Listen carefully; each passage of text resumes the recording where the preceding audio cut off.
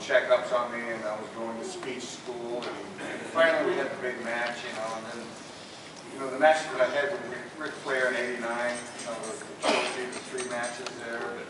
But I'll tell you, everybody, and a lot of you may not know this, but my most fun that I had in my career is when I was teamed up with Jay Youngblood. And I got all,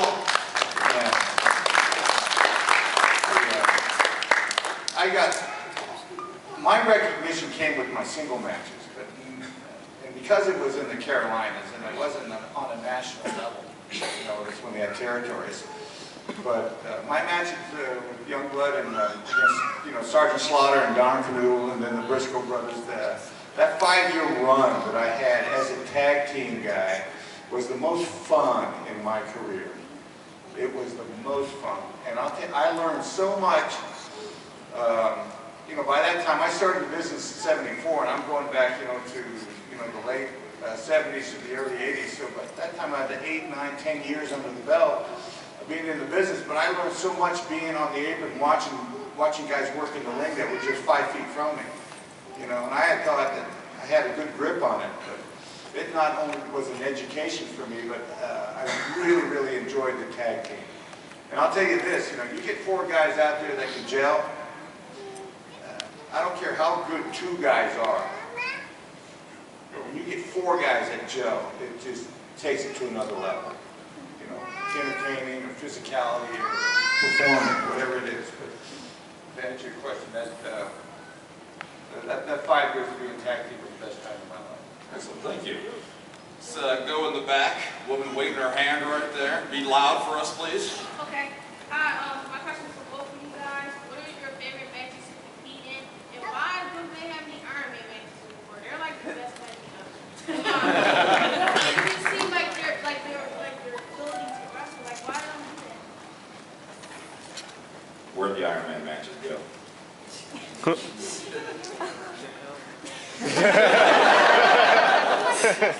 There was a time in 2006, I did 3 one-hour draws in the month of August. And they were in front of Ring of Honor fans. And they were a very hardcore fan base. And I feel like those people still got a little bit bored. You know, and it's not that, do you guys really want to see the Ryback in a 60-minute match?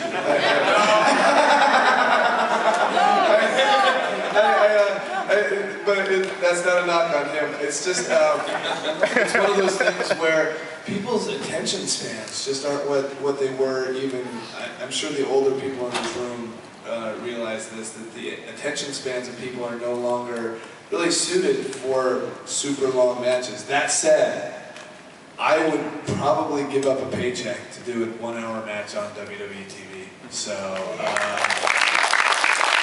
just to have it there, just to do something that that guys like Ricky have done and stuff in the tradition of pro wrestling, the 1-hour draw is so awesome. I mean, it's really, like, to me, the storytelling in a 1-hour match is just, you can't beat it anywhere else. So I wish there were more of them. But I understand why they don't do them, because it's a ratings thing, you know. People don't have those kind of attention spans anymore. I think the best Iron Man match is, and I know it wasn't a question, but in my opinion, was against Bret Hart and Shawn Michaels.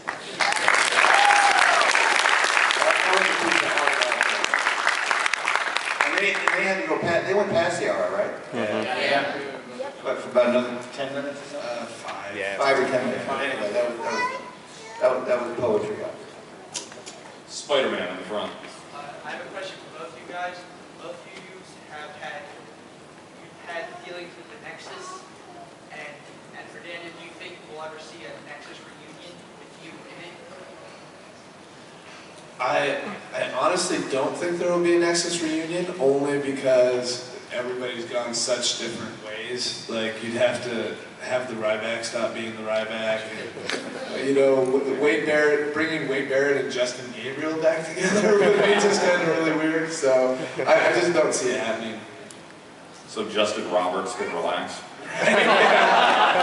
Easy there, that got me fired last time. Do you have the time? Right, sure. Oh, me? Yeah. Daniel, what came first, the beard or the gimmick about the goat face? Oh gosh, you know, it's hard to remember actually. I just started growing the beard just because Christopher Daniels says I'm a slave to my whims. So like I just like, oh, I'm gonna grow a beard, and then somebody says, oh, you really shouldn't grow a beard. Screw you, I'm gonna grow this beard. So I think the beard came first, and then the goat face thing came when baby faces would make fun of my beard. So yeah. Do you feel good, Ricky, that you have arguably a better animal you're associated with? Dragon, goat. No. You know, I hated it. I mean, I hated it.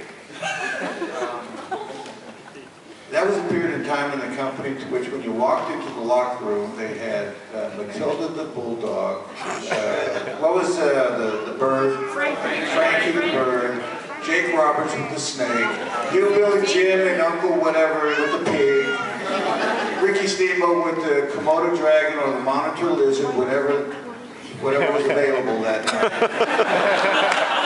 I mean, you walked into the damn locker room and it looked like a damn barn. And that thing, it's unbelievable how strong that reptile is, you know, and no control over it. Oh my, I hated that. Orange right in the front. So this is sort of a two-part question for both of you. First of all, thank you for being here. And then second of all, what is your, I guess, best advice for guys who are up and coming right now? And then on your end. Let's do one at a time here. Let's she's asking Steamboat's advice for up-and-comers. My best advice would be to, well, the only road traveled for anybody young is try and get as many independent matches under your belt. So that when you do think that you're good enough in audition for the WWE, like, you know, whenever the company comes in to do a television shoot in all the major markets, when you feel that you're good enough, to at least have some kind of presentation and audition in the ring. The business has changed so much for younger guys because before we had territories and there was a better chance of getting a job, you know. But my advice would be is to train hard, get hooked up with some guys that are in the know of the business. You know, just not, there's a bunch of guys out there, everybody, that will take your money and think that they can train you to be a pro wrestler, but there was a reason why they never made it. It's because they didn't know. Get hooked up with the right people and try and get as many matches under your belt. There's nothing like learning on-the-job training and working in front of a crowd. There's just so much you can do inside of a building with a ring, a warehouse, a training setting, as opposed to being out there and working in front of the people and listening and seeing what kind of reaction that you're getting. What was your question for Daniel? Sort of as a spin-off to that, what is your, I guess, best lesson from some of the legends of all things? Even if it's not necessarily like direct advice, but maybe something that you said, okay, I should emulate that or not. The best advice that Daniel Bryan has received, basically. Yeah, when I first started,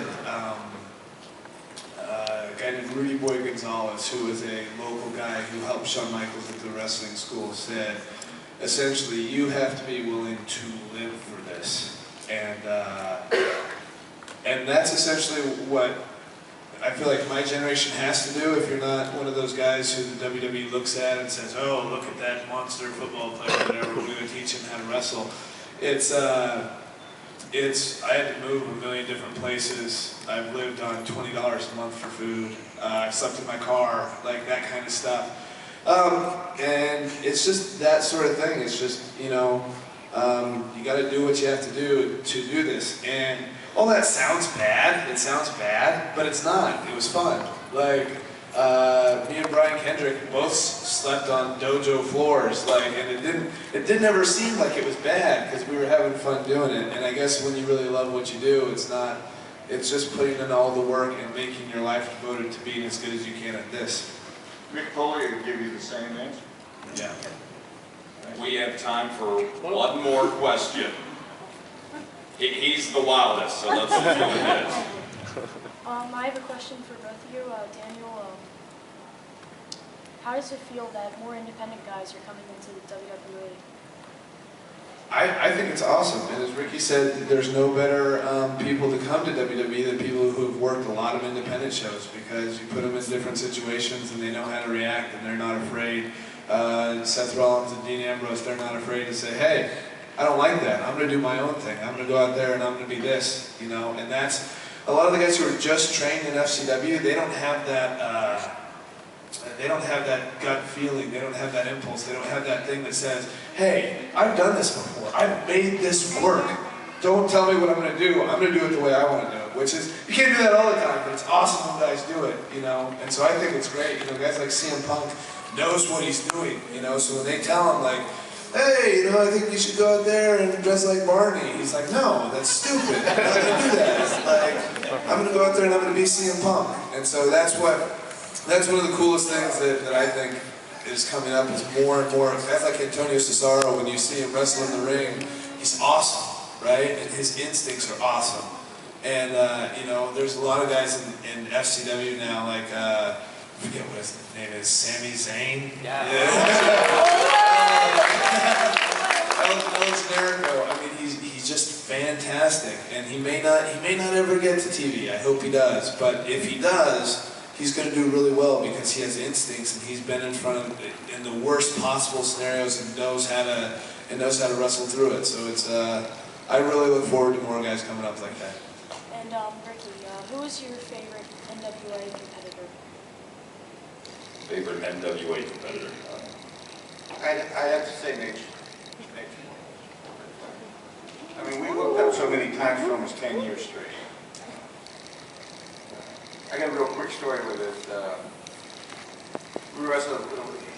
I've lived in Charlotte, North Carolina for almost 37 years, and just recently moved to Tampa. And you know, Flair's he's a Charlotte boy too. And we wrestled against each other so many times at the Charlotte Coliseum, and we wrestled against each other so many times to 60-minute draws, you know. And we were having a match, and George Scott, who was the booker, you know, let us do what we want, in essence, because we were so good at it, right? We knew each other like the back of our hands. Didn't have to say a thing to each other. I could just tell by body language. I could tell him by the way he did his woo what to do next, you know? And we were wrestling at the Charlotte Coliseum, and like I said, I couldn't tell you how many times we wrestled to draws. And we were 35, 40 minutes in, 45, 50 minutes in, 55 minutes in, 56, 57, 58. And by that time, you could tell by the mood of the crowd that they're going, oh, these two guys are going to wrestle to another draw. You could tell by the mood. It sort of just got quiet. They just sort of got relaxed. And people even started getting up and leaving because it was going to be another great match. Don't get me wrong, it was good, but it's another draw. 58, 59, 30, back then the last 5 minutes, especially the announcer would announce how many minutes were left. 4 minutes left, 3, 2 minutes, 1 minute left, 30 seconds, 15 seconds, 10, 9. He backed up into the corner and I was doing a hell of a comeback on him. And he backed up in the corner, jacked my feet up from underneath me, put his feet up in the second rope. The referee, Tommy Young, got counted 1, 2, 3. Beat me with 4 seconds left on the clock. I laid there, and Flair laid there, blue in the face.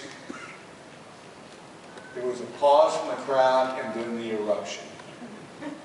They were throwing so much stuff at Flair.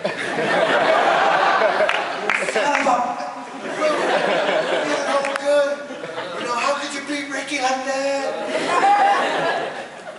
10, 9, 8, jacked my feet up from underneath, said, boom, put his feet up in the corner, kind of went through 4 seconds. It's those clocks that they have like over the basketball courts, you know? 4 seconds left. Never to duplicate that again. It was out of the blue. Out of the blue. Well, let's skip the debris, but let's do the eruption part.